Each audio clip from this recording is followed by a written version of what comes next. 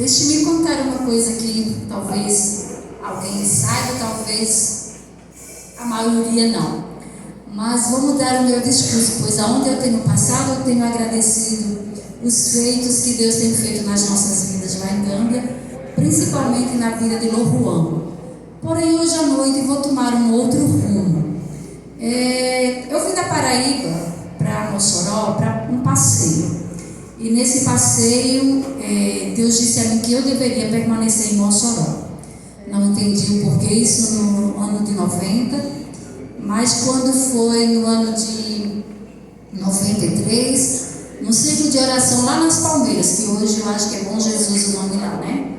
Deus falou comigo, disse-me que tinha uma grande obra para realizar através de mim.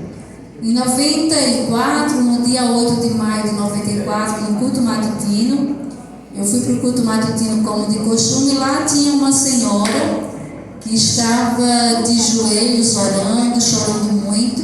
Depois ela se levantou e pediu oração por um filho que tinha. Que esse filho estava nas drogas, que esse filho estava num mundo perverso e que aquele filho tinha dito que queria matar a família. Isso tinha angustiado muito aquela mãe. Então, quando terminou o culto matutino, eu me aproximei dela e perguntei se podia fazer uma visita. Ela disse que sim. À tarde, eu fui fazer a visita. Quando eu cheguei, aquele moço estava numa esquina, numa sinuca, mandaram chamar. E quando lá veio aquele menino bem moleque, né? Cabelos um pouco longo, de chapéu, boné preto, de camisa preta, bem magrinho. Parecia aquele magrinho de um paletó de uma lista só. Então, quando ele chegou, eu dei boa tarde e esperei que ele olhasse para o meu rosto, mas ele não olhava. Eu insisti e ele não conseguia olhar para mim. Convidei para ir ao culto à noite, ele disse que não ia. Depois perguntei se podia visitá-lo, disse que sim, e eu voltei na terça-feira juntamente com uma turma de jovens para visitá-lo. Fizemos uma visita naquela noite e a partir de então começou a insistência na oração, pedindo para que Deus socorresse aquela família. Voltei para a casa dos meus pais na Paraíba. No ano de 96, aquele jovem aceita Jesus, e eu venho para visitar Mossoró e vou visitar aquele jovem. Comecei a caminhar com ele para a casa do Senhor e alguns dias depois, ele disse que queria namorar comigo. Aí eu disse, não quero não, porque assim, eu desde criança, eu foquei sempre o meu alvo em Cristo. Nunca fui uma pessoa de pensar no mundo. Então eu disse que não queria, porque o desejo do meu coração era servir a Deus e eu queria casar com um pastor. Essa era a verdade. Então eu disse que não queria, mas não queria mesmo. O primeiro mais novo do que eu, do mundo que via, não queria. Mas foi muita insistência e depois de muita insistência, eu disse que sim. Então a gente noivou e a gente casou e hoje nós estamos aqui. Por que eu estou dizendo isso para vocês? Porque nós temos uma história para contar. E essa história vai muito mais além do que isso.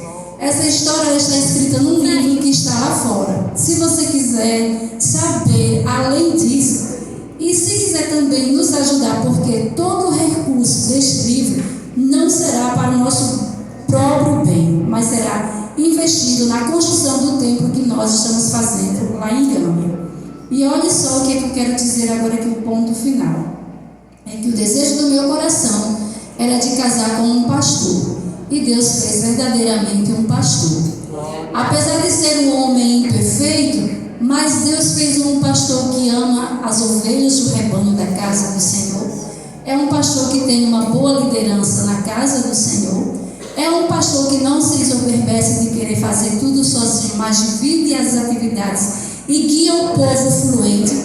É um pastor que, quando sabe que tem alguma das suas ovelhas doente e precisando de alguma coisa, se preciso for, ele se despede para socorrer aquelas ovelhas, para ajudar aquelas ovelhas. É um pastor também que cuida bem da sua casa. Então, meus queridos irmãos, deixe-me dizer, se tem alguma moça que quer casar com um pastor, continue orando, que Deus faz do perdido um pastor. E Deus tem nos abençoado grandemente lá no país de Gâmbia. Eu sou testemunha, não porque eu sou esposa de Wagner, mas eu sou testemunha como ovelha do rebanho do Senhor, pois eu tenho visto Deus usando Wagner de uma maneira extraordinária. Ele começou um trabalho, eu fiquei em casa com o Juan, porque ele foi para a aldeia só como pastor, presidente. Começou um trabalho apenas com 17 pessoas. E hoje nós temos quase 140 ovelhas na casa do Senhor Jesus. Em um país africano, em um país islâmico como nós vivemos, não é fácil. Mas aquele que chamou e aquele que prometeu de estar e que enviou, tem cumprido todas as suas promessas nas nossas vidas, principalmente na vida de Wagner. Às vezes a gente lamenta porque Deus levou a sua mãe antes de ver todo o cumprimento dele. Mas mãe, não importa, continue orando. Se você não conseguir ver a resposta das suas orações aqui na terra, continue orando, porque um dia Deus responderá a sua oração. Um dia seu filho, seu esposo, seja lá por quem você esteja orando, acredite que essa oração, ela não ficará aqui, mas ela subirá aos céus com um cheiro suave, chegará no trono de glória do nosso Deus e Ele ouvirá. Então que Deus abençoe a igreja. Obrigada por orar por nós, obrigada por contribuir. Tenho dito sempre que a recompensa do trabalho em Gâmbia não é da família Lisboa, mas é da igreja a qual nos enviou e que permanece aqui orando por nós. Então Deus abençoe a todos vocês em nome de Jesus. Amém.